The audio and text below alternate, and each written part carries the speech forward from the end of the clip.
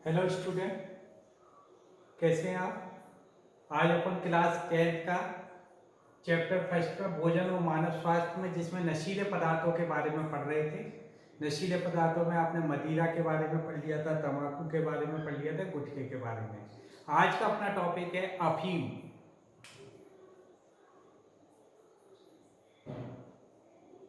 अफीम भी एक नशीला पदार्थ है और इसका ये जो अफीम आपको जो प्राप्त होता है वो पेपेबस सोमनीफेरम नामक एक पौधा होता है। अफीम पादप पेपेबस सोमनीफेरम।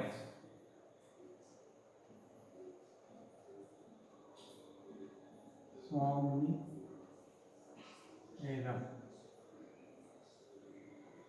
पेपेबर सोमनीफेरम के कच्चे फल के दूध को सुखाने से हमें अफीम प्राप्त होता है। इसमें 30 प्रकार के एल्केलॉइड्स पाए जाते हैं। कितने प्रकार के एल्केलॉइड्स पाए जाते हैं? जो उत्तेजक पदार्थ होते हैं एल्केलॉइड 30 प्रकार के 30।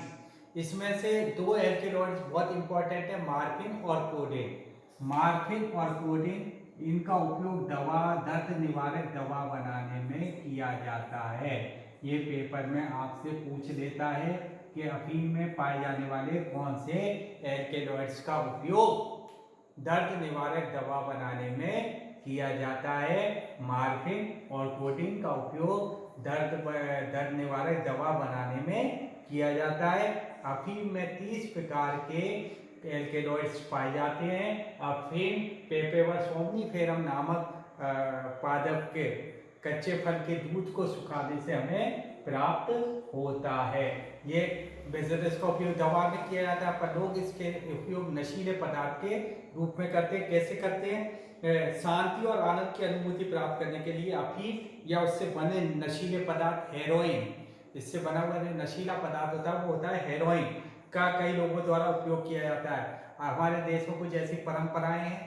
ग्रामीण क्षेत्रों में गम या खुशी के अवसर पर अफीम लेने की मनुहार की जाती है। यानी अफीम का प्रचलन, प्रथा के कारण भी इस नशीले पदार्थ का हमारे समाज में क्या प्रचलन है। कई समाज में गम या खुशी के अवसर पर इस अफीम के सेवन करने की मनुहार की जाती है। ग्रामीण क्षेत्रों में ये किसका दुष्प्रभाव है? ग्रामीण क्षेत्रों में कई माताएं अपने छोटे बच्चों को सुलाने के लिए अफीम खिलाती हैं। अब वो सोचती है वो सो गया आराम से, उन्हें दिक्कत ही नहीं रहती। बड़े शहरों में भी कई भाइयाँ वगैरह होती है, पेरेंट्स यहाँ काम कर रहे होते हैं और भाइयों के भरोसे छोड़ जाते हैं, तो वो बच्चों को, छोटे बच्चे होते हैं तो भाइयाँ भी क्या करती है, अफीम में चका देती हैं और वो बच्चा आराम से सो रहा होता है। पर उसका क्या दुष्प्रभाव पड़ता है? वो नशीले पदार्थ का आदी हो जाता है। प्रारंभ में कम मात्रा में ली जाती है, धीरे धीरे व्यक्ति क्या हो जाता है, इसका आदी हो जाता है। अफीम का जो फल होता है डोडा, इसको उबालकर पीने की लत लग जाती है। इसको पी कर इसके जो फल होता है इसका जो डोडा, उसको उबालकर पीने की लत लग जाती है। अफीम के सेवन का सबसे बड़ा नुकसान ये है कि अफीम के सेवन से, इसके नशीले पदार्थ के रूप में आप उपयोग करोगे तो आपके प्रतिरोधक यानी बीमारी से लड़ने की क्षमता कम हो जाएगी। धीरे धीरे व्यक्ति की वो क्या हो जाएगी, प्रतिरोधक क्षमता कम हो जाएगी और व्यक्ति बीमार रहने लगेगा और समय से पहले उसकी मृत्यु हो जाएगी। तो ये नशीला पदार्थ लास्ट आपका जो कोर्स में था उसको मैंने आज एक्सप्लेन करा। तो अफीम के बारे में, अफीम का वैज्ञानिक नाम है पेपेवर सोमनीफेरम के जो फल है उसके कच्चे दूध को सुखाने से हमें क्या प्राप्त होता है? अफीम प्राप्त होता है। अफीम से जो नशीला एल्केलॉइड्स है मार्फिन और कोडेन, इसका उपयोग दवा बनाने में, दर्द निवारक दवा बनाने में किया जाता है। हमारे समाज में क्यों प्रचलन है? कई जगह गम या खुशी में इसकी मनुहार की जाती है। ग्रामीण क्षेत्रों में माताएं अपने बच्चों को सुलाने के लिए अफीम का सेवन करा देती है। अगर अफीम की लत लग जाए तो धीरे धीरे इसके आदी बन जाता है शरीर। हमारे प्रतिरोधक क्षमता क्या हो जाती है, कमजोर हो जाती है और ऐसा व्यक्ति बार बार बीमार रहने लगता है, जिससे व्यक्ति की समय से पहले क्या हो जाती है, मृत्यु हो जाती है। अब कुछ बातें ध्यान में देना, आपके कोर्स में कुछ नशीले पदार्थ और दे रखे हैं, जैसे अन्य नशीले पदार्थ मैं बोल के बता रहा हूँ, कोकीन, भांग, चरस, गांजा, हशीश और एलएसडी। एलएसडी का पूरा नाम याद रखना, पूछ सकता है आपसे। एलएसडी ये भी एक नशीला पदार्थ है। इस नशीले पदार्थ एलएसडी का पूरा नाम है lysergic acid diethyl. Lysergic acid die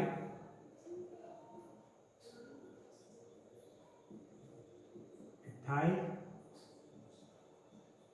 amide, ये एक नशीला पदार्थ है, इसका पूरा नाम याद रखना है, LSD का lysergic acid diethyl amide.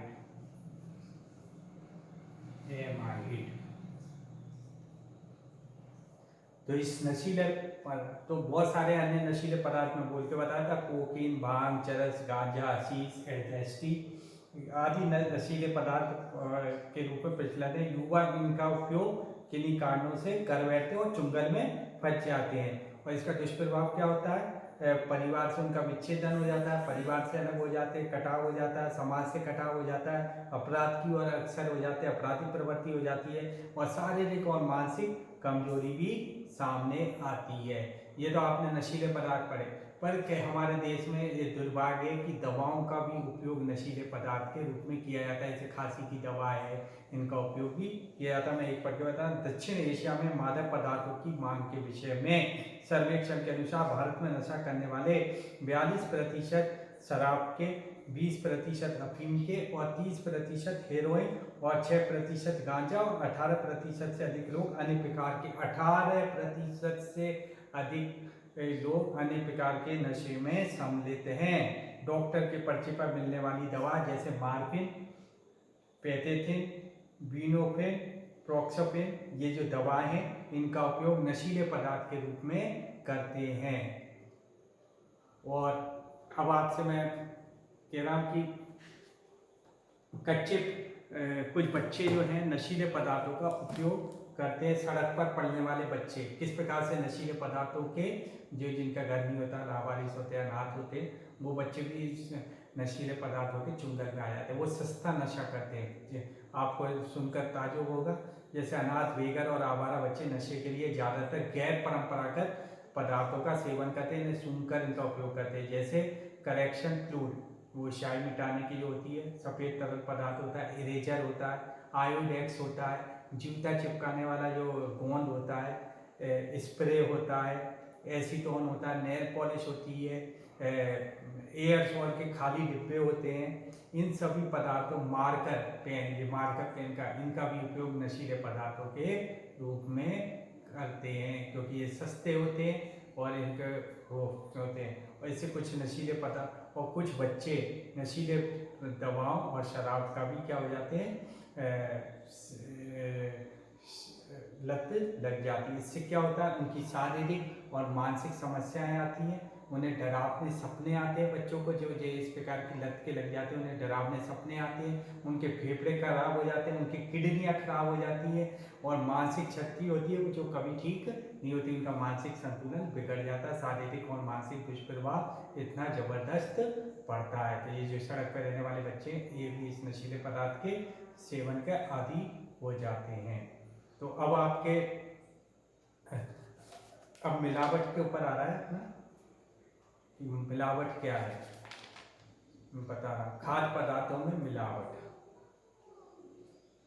इससे पहले मैं कोल्ड ड्रिंक्स के बारे में बताने जा रहा हूँ। कोल्ड ड्रिंक्स में भी बहुत हानिकारक और विषैले पदार्थ होते हैं, जिसके बारे में ध्यान रखना। कोल्ड ड्रिंक्स में मिला हुआ फास्फोरिक अम्ल, कौन सा अम्ल, फास्फोरिक अम्ल, फास्फोरिक अम्ल, ध्यान देना। कोल्ड ड्रिंक में जो फास्फोरिक अम्ल पाया जाता है वो दांतों को क्या करता है, गला देता है, दांतों को नुकसान पहुंचाता है। कोल्ड ड्रिंक्स हमारे स्वास्थ्य के लिए हानिकारक है। 9th क्लास में भी आपने पढ़ा था, पर 10th में थोड़ा इसका डिटेल में। जो कोल्ड ड्रिंक में फास्फोरिक अम्ल होता है वो हमारे दांतों को गला देता है। इसमें एक मीठे जहर के नाम से एक पदार्थ पाया जाता है, इसे मीठा जहर कहते हैं। इसका नाम है एथिलीन ग्लाइकोल नामक मीठा जहर मिलाया जाता है, जो इसको बर्फ बनने से रोकता है। कोल्ड ड्रिंक होता है वो जमे नहीं, इसलिए इसमें मीठे जहर के नाम से एक पदार्थ मिलाया जाता है, एथिलीन ग्लाइकोल। तो आपसे पूछे मीठे जहर के नाम से कौन सा पदार्थ कोल्ड ड्रिंक्स में मिलाया जाता है, एथिलीन ग्लाइकोल। ये बर्फ बनने से, कोल्ड ड्रिंक्स को बर्फ बनने से रोकता है, जो हमारे स्वास्थ्य के लिए खतरनाक है। इसमें जो बोरिक अम्ल मिला होता है, एरिथोरिक अम्ल मिला होता है, बेंजोइक अम्ल मिला होता है, ये पेट में जलन, एसिडिटी, खट्टी डकार हड्डियों के विकास में बाधा डालता है। इसमें 0.4% तक सीसा, लेड मिला होता है, जो मस्तिष्क, किडनी, लिवर और मांसपेशियों के लिए खतरनाक होता है। फास्फोरिक अम्ल जो होता है वो दांतों के गला देता है। एथिलीन ग्लाइकोल जो होता है जो मीठा जहर के रूप में होता है। बेंजोइक अम्ल वगैरह जो होता है एसिडिटी वगैरह करता है। और जो लेड पाया जाता है वो मस्तिष्क, लीवर और मांसपेशियों के लिए क्या होता है, खतरनाक होता है। और इसमें जो कैफीन मिली होती है वो अनिद्रा और सिर दर्द जैसी स्वास्थ्य समस्या उत्पन्न करती है। इसमें कैफीन भी मिला होता है जिससे नींद नहीं आने और सिर दर्द की समस्या उत्पन्न हो सकती है। इसमें लेडेन, डीडीटी, कीटनाशक पदार्थ, डीडीटी आपने पढ़ा होगा, ये जैसे कीटनाशक पदार्थ मिले होते हैं कैंसर, तंत्रिका तंत्र, प्रजनन, प्रतिरक्षा तंत्र आदि खराब होने के लिए उत्तरदायी होते हैं। तो अब आप समझ गए कोल्ड ड्रिंक्स हमारे स्वास्थ्य के लिए बहुत ही खतरनाक है। इसमें जो जो अवयव पदार्थ मिले होते हैं वो सभी हमारे शरीर पर प्रतिकूल प्रभाव डालते हैं। जिसमें आपने फास्फोरिक अम्ल के बारे में पढ़ा, एथिलीन ग्लाइकोल के बारे में पढ़ा, इसमें आपने लेड के बारे में पढ़ा, जाने कितने अनगिनत इसमें मिले रहते हैं, जिनमें से मुख्य बातों पर मैंने आपको हाईलाइट करा। अब आपके चैप्टर में एक वो मिलावट वाला दे रखा है, मिलावटें किस किस चीज़ में कैसे कैसे होती है, जिसको मैं पढ़ के बता रहा हूँ, इसको भी ध्यान में रखना। फिर मैं इस चैप्टर के कुछ क्वेश्चन आंसर बोलूँगा जो आपको लिखने होंगे, इम्पोर्टेंस क्वेश्चन होंगे जो मैं नेक्स्ट लेसन में करूँगा। आज इस चैप्टर को कंप्लीट कर देंगे। खाद एवं मिश्रण, अधिक मुनाफे के लिए व्यापारी लोग सस्ते, घटिया और हानिकारक पदार्थ मिला देते हैं, जिनसे क्या होती है, भयंकर बीमारियां होती हैं। जैसे यूरिया, यूरिया जानते हैं जो यूरिया डिटर्जेंट, जो सर्फ एक्सल वगैरह, सोडा, पोस्टर कलर, इन सबको मिलाकर, रिफाइंड तेल को मिलाकर नकली दूध तैयार करते हैं। नकली दूध इनसे तैयार किया जाता है। सरसों के तेल में सत्यानाशी के बीज मिला देते हैं। और पाम ऑयल और देसी घी में वनस्पति घी मिला देते हैं। जो सस्ते पाम ऑयल मिला देते हैं और देसी घी में क्या मिला देते हैं, वनस्पति घी मिला देते हैं। मिर्च में किसकी मिलावट की जाती है, ईंट की, ईंट के चूरे की। हल्दी में लेड क्रोमेट की मिलावट की जाती है, लेड क्रोमेट होता है। पीली मिट्टी मिला देते हैं हल्दी में। धनिया और मिर्च में गंधक और काली मिर्च में पपीते के बीज मिला देते हैं। सौंफ में कृत्रिम हरा रंग चढ़ा देते हैं। फल और सब्जियों पर चटक रंग देने के लिए, ध्यान देना, फल और चटक, जो फल और सब्जियां जो आपको ज़्यादा चटक दिखाई देती है नहीं खरीदना चाहिए, क्योंकि उसमें चटक रंग देने के लिए रासायनिक इंजेक्शन लगाए जाते हैं। और ताज़ा दिखने के लिए इनमें कॉपर का विलयन डाला जाता है गोभी वगैरह पर। तो गोभी वगैरह जो बहुत सफ़ेद दिख रही हो तो इसमें कॉपर का विलयन डाल दिया जाता है। गोभी पर सफ़ेदी के लिए सिल्वर नाइट्रेट का छिड़काव किया जाता है। ताज़ा दिखने के लिए फल और सब्जियों पर किसका छिड़काव करते हैं, लेड और कॉपर का। फल और सब्जियां ताज़ा दिखे तो लेड और कॉपर का छिड़काव करते हैं, और गोभी पर सिल्वर नाइट्रेट का छिड़काव कर देते हैं। ज़्यादा चमकती गोभी दिखाई दे तो नहीं खरीदनी चाहिए, बिल्कुल सफ़ेद दिखाई दे, या ज़्यादा चटक वाले जो फल और सब्जी हो वो नहीं खरीदनी चाहिए। चना और अरहर की दाल में किसकी मिलावट की जाती है, खसारी दाल की। बेसन में मक्के का आटा मिला दिया जाता है। चावल और दाल में बनावटी रंगों की पॉलिश की जाती है। मिठाइयों में कैंसर कारक रंग मिला दिए जाते हैं। नकली मावा मिलाया जाता है। नकली दवाओं का धंधा भी बहुत ज़्यादा है।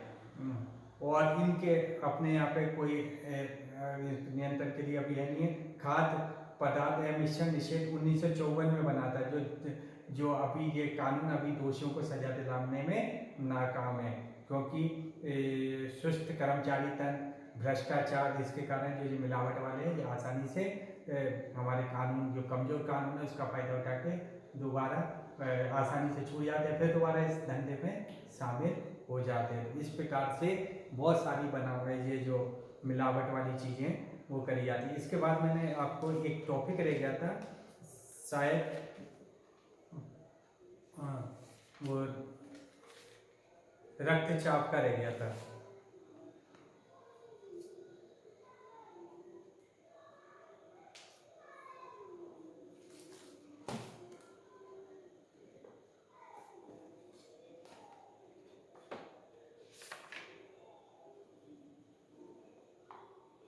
ब्लड प्रेशर, रक्तचाप, ये लास्ट टॉपिक रह गया। इसमें ज़्यादा कुछ नहीं पढ़ना।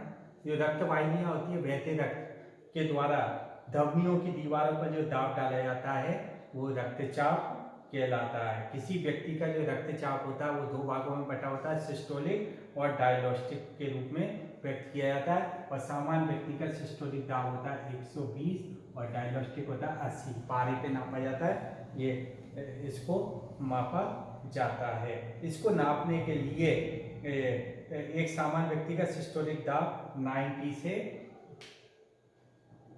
120 मिलीमीटर के बीच में होता है और डायलोस्टिक दाब जो होता है वो 60 से 80 के बीच में होता है। जो ऊपर वाला दाब होता है वो कहलाता है सिस्टोलिक और नीचे वाला होता है वो कहलाता है डायलोस्टिक। तो रक्त वाहिनियों द्वारा धमनियों पर जो दाब डाला जाता है, रक्त द्वारा वाहिनियों की दीवारों पर जो दाब डाला जाता है उसे सिस्टोलिक दाब कहते हैं। इसको जो नापने वाला जो रक्तचाप मापी उपकरण कहलाता है, जिसको अंग्रेजी में कहते हैं स्पाइक्नोमेनोमीटर। स्पाइक्नोमेनोमीटर रक्तचाप को मापने वाले को क्या कहते हैं? स्पाइक्नोमेनोमीटर कहते हैं। अब रक्तचाप दो प्रकार का होता है। निम्न रक्तचाप, वह दाब जिसमें धमनियां और नसों में रक्त का प्रवाह कम होता है उसे कहते हैं निम्न रक्तचाप। और इससे क्या होता है? मस्तिष्क, हृदय और किडनी जैसी महत्वपूर्ण इंद्रियों में ऑक्सीजन और पौष्टिक आहार नहीं पहुंच पाते और अंग सामान्य रूप से काम नहीं कर पाते और स्थायी रूप से क्षतिग्रस्त हो जाते। तो निम्न रक्तचाप के क्या नुकसान है? जब कम प्रवाह होता है और इससे मस्तिष्क, हृदय वगैरह और किडनी में पोषक तत्व और ऑक्सीजन पर्याप्त मात्रा से नहीं पहुंच पाती और ये हम क्या होने लगते हैं? फेलियर होने लगते हैं। उच्च रक्तचाप जब धमनियों में अधिक दाब के कारण होता है। चिंता, क्रोध, आपको जो ईर्ष्या होती है और आप चिकने मसालेदार भोजन या आपकी एक्सरसाइज नहीं करना, सिगरेट, शराब वगैरह ये पीना, इसके कारण उच्च रक्तचाप होता है। और ऐसे व्यक्तियों को, उच्च रक्तचाप वाले व्यक्तियों को पोटेशियम युक्त भोजन करना चाहिए। ताजे फल, डिब्बाबंद सामग्री का उपयोग नहीं करना चाहिए। एक्सरसाइज करना चाहिए। 30 मिनट तक पैदल चलना चाहिए। योग, ध्यानायाम, प्राणायाम करना चाहिए। तो इसी के साथ ये आपका चैप्टर खत्म हो गया। ठीक, दैट्स ऑल।